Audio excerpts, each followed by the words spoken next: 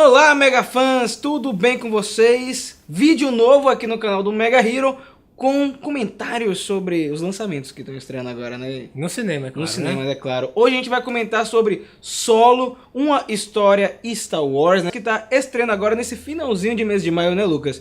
Mas Exatamente. antes de começar o vídeo, se inscreve no canal logo. Antes de começar, se inscreve logo, deixa o seu gostei. É importante deixar o gostei para que os vídeos do Mega Hero apareçam mais rapidamente na sua timeline e, em contrapartida, também ativar o mega sino das notificações, que é esse sininho que está aqui embaixo. E não esqueça de comentar. Deixa um comentário bacana que a gente sempre vem aqui e dá uma respondida. Trocar uma ideia, né? Então, alguma dúvida do filme, você quiser perguntar, a gente vai comentar. Lembrando que esse vídeo aqui não vai ter spoilers, então pode ficar tranquilo, vai ser um review mais light. A gente vai fazer um apanhado geral, né, Lucas, do que a gente achou do filme. Exatamente. E terá uma crítica no site, essa sim com spoilers, e o link está aqui na descrição.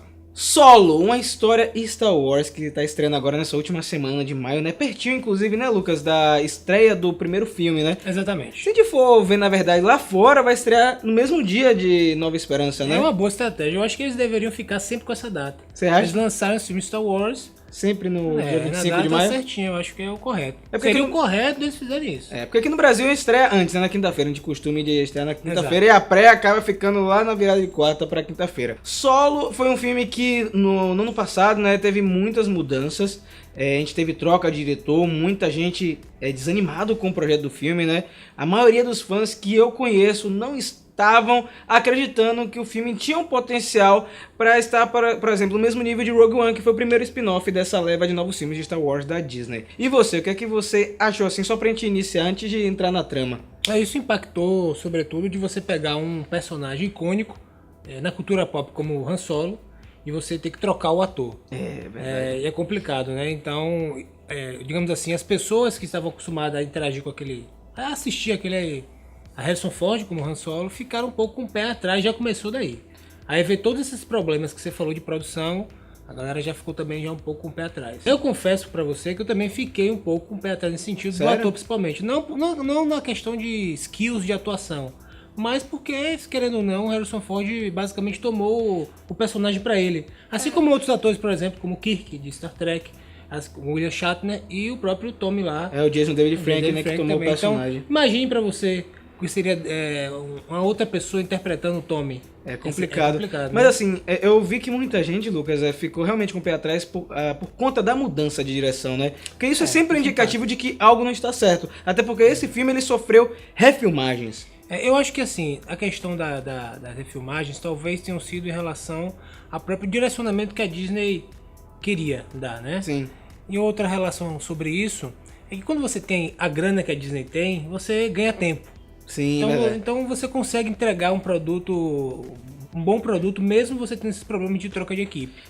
Enfim, eu não senti que foi um filme picotado. Não senti isso em momento nenhum. Então a gente começa a história com o Han, que ainda não é Han Solo, né? Inclusive o lance que eles usam pra justificar o sobrenome do Han é bem interessante, né? A gente começa com a história dele com a Qi'ra. Os dois são contrabandistas e não são meio piratinhas do espaço, né? Estão no meio de uma confusão em um planeta e acaba que o casal se separa, né? É porque eles precisam fugir e aí, querendo ou não, naquela confusão, Han consegue passar pelo portão e Qi'ra fica e ela é capturada.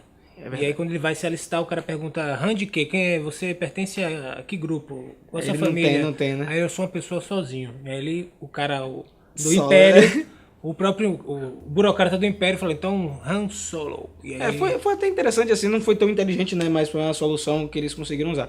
E aí o Han Solo agora, ele passa bastante tempo com o Império, né, Lucas? Porque ele usa esse pretexto, né? Para ele conseguir fugir do planeta, ele precisa se alistar ao Império para que parem de perseguir eles. Isso é interessante porque eles já começam a construir uma característica do personagem contrária ao que aconteceu nos outros filmes, por exemplo. Ele, na verdade, ali, ele tá buscando uma forma de se encaixar no mundo. Sim. Né? Por mais que ele seja um contrabandista e tal, naquele momento ele vai tentar servir ao Império para conseguir um lugar e, sobretudo, conseguir recursos para depois tentar voltar e resgatar Qi'ra, né? Verdade. Então ele tem essa relação afetiva, esse afeto, essa proximidade com o personagem da Qi'ra, que é Qi'ra, e essa necessidade de estar presente e pertencente a algum grupo. E sendo interpretada pela belíssima Emilia Clarke, né? Uma grande atriz, né? Ela está super estourada, ela é a Daenerys Targaryen em Game of Thrones, fez Exterminador do Futuro recentemente, e é um personagem com várias camadas. O legal, Lucas, é que eu, assim, gostei de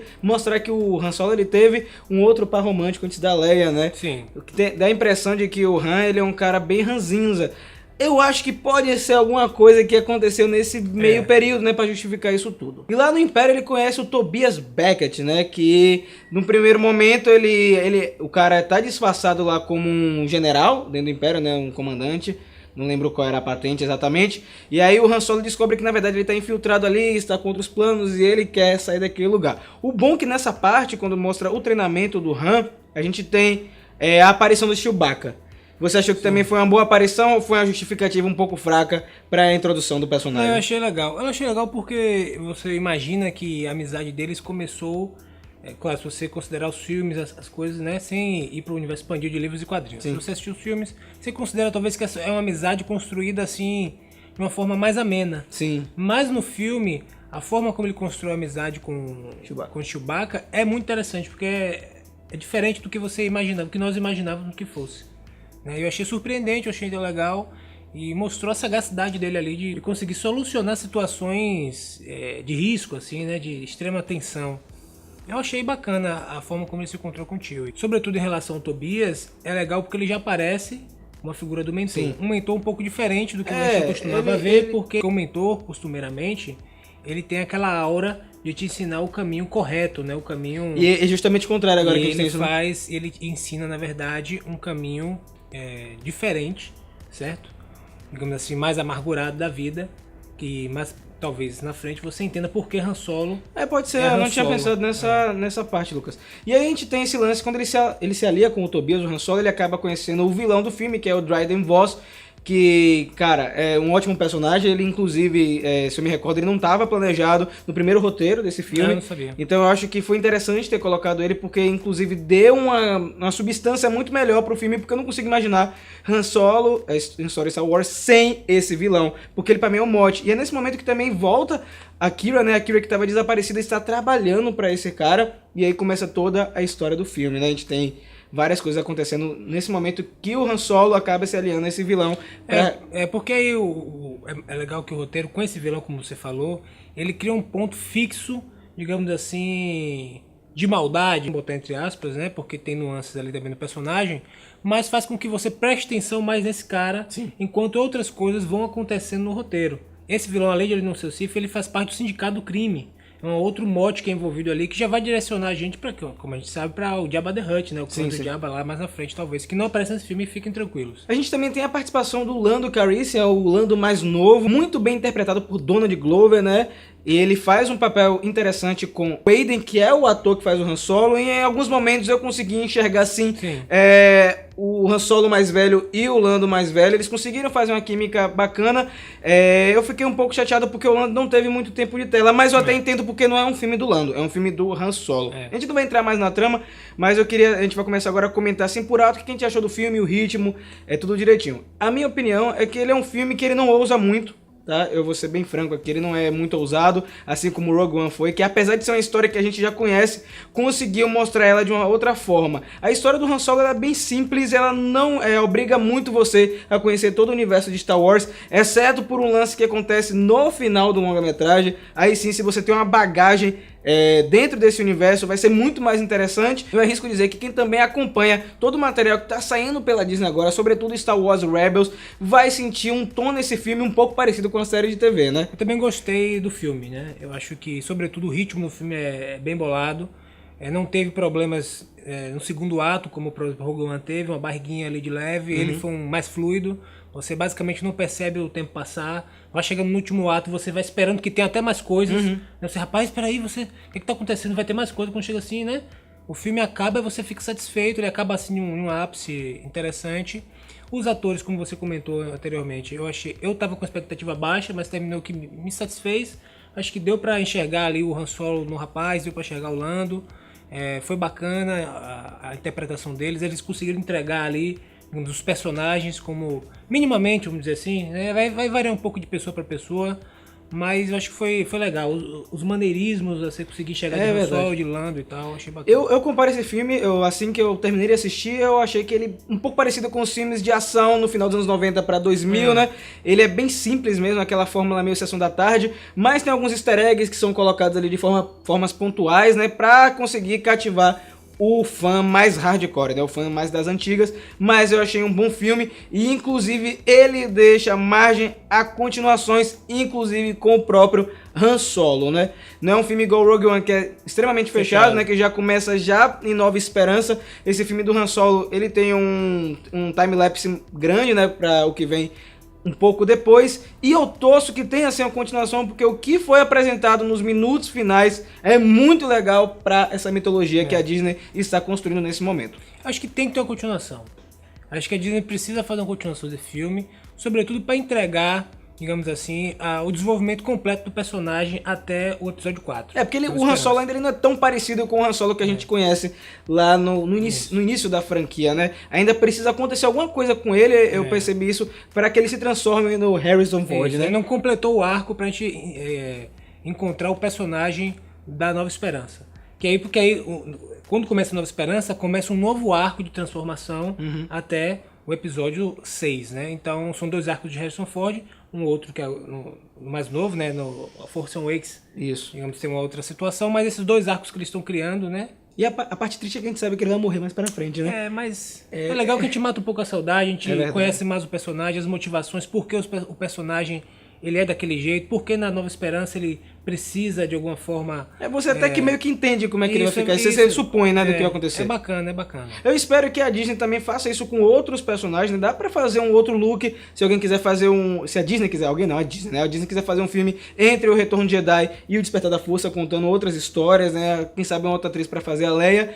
Eu torço que os fãs mais velhos, assim, eles se desprendam um pouco da imagem dos atores clássicos, porque assim, se desprendendo disso, a gente vai ter novas histórias e histórias interessantes, né? O caso do Han Solo, pra mim, foi uma boa história, é um filme que eu recomendo você assistir, não deixe de conferir esse filme, porque ele é importante para toda essa saga de Star Wars que está sendo construída agora, e, como eu falei há pouco tempo, eu torço que tenha a continuação. O que você achou para concluir aí? Para concluir, eu gostaria de fazer algumas menções, digamos assim, honrosas, que é a Android lá, que é uma Android feminina, tem toda a discussão sobre rebelião, que é interessante, a própria equipe do Tobias, que de alguma forma está lá presente, uma equipe também interessante de ladrões, e os piratas, né? Os piratas. Você tem todo aquele universo que é mostrado para você, que fica em torno de Lando, fica em torno do sindicato. Você conhece essa parte mais sombria, digamos assim, do universo Star Wars, que não é necessariamente ligada ao Império. E toda a questão de explicar para você e mostrar coisas que você já sabia, por exemplo, como é que a Millennium Falcon ficou da forma que a gente viu no como é que o Han Solo conseguiu a Millennium Falcon, né? Como é que conseguiu, como é que foi aquela relação dele com o Lando, porque eles têm aquela relação toda meio esquisita, né, nos outros filmes. Como a estrutura da Millennium Falcon, que perdeu algumas coisas, você entende como é que foi que aconteceu. Ele explica algumas coisas que a gente imaginava como seria, mas é sempre bom ver como isso aconteceu. Agora em carne e osso, né, com atores interpretando. E se você assistiu o filme, comenta aqui embaixo qual parte você mais gostou. E se você não assistiu ainda, meu amigo, vá assistir no cinema, vale muito a pena. Eu me diverti bastante, eu acredito que o Lucas também se divertiu nessa viagem em outros planetas, né, fugindo um pouco de tudo isso que a gente já viu de Star Wars, essa parte de Jedi, agora indo para uma parte sobre os contrabandistas, que eu vou dizer, Lucas, eu também acho que isso vai ser explorado em outras mídias. Eu acho que o caminho mais, eles estão tentando caminhar por aí. Inclusive no Último Jedi tem uma pista em relação a isso. E se você quer mais histórias do Han Solo, gostou do filme e quer se aventurar mais, a Aleph, Lucas, lançou esse livro aqui do Han Solo, que é o Canalhas, né? Do Timothy Zahn, que já escreveu grandes obras desse universo expandido de Star Wars. Lembrando que esse aqui é o selo Legends, ou seja, é um material que não é mais canônico na franquia, mas vale muito a pena dar uma lida até pra se aprofundar um pouco mais nesse personagem. E como diria aquele ditado, toda lenda tem um fundo de verdade. Verdade. Talvez ela seja contada de uma forma diferente, né? Mas tem lá no fundo tem uma verdadezinha. Eu concordo com você, viu? Pois é. Então, deixe sua curtida, se inscreva no canal, segue o Mega Hero em todas as redes sociais e também não esqueça de acessar o nosso site, que é o www.megahero.com.br. Nos vemos em breve e desperte herói, quem é você?